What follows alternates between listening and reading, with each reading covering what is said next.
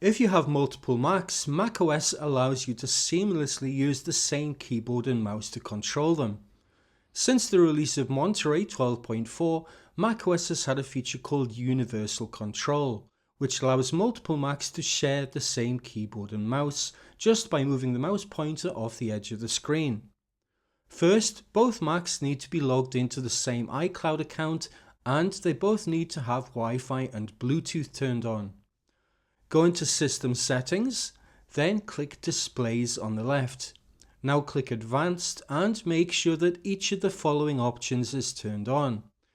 Allow your pointer and keyboard to move between any nearby Mac or iPad. Push through the edge of a display to connect to a nearby Mac or iPad. And also enable the final option, automatically reconnect to any nearby Mac or iPad if you want to reconnect automatically. Now I've got my Bluetooth keyboard and mouse paired with my M4 Mac Mini. But if I push the mouse pointer towards the edge of my screen, a bar appears on the left side of my monitor and on the right side of my MacBook.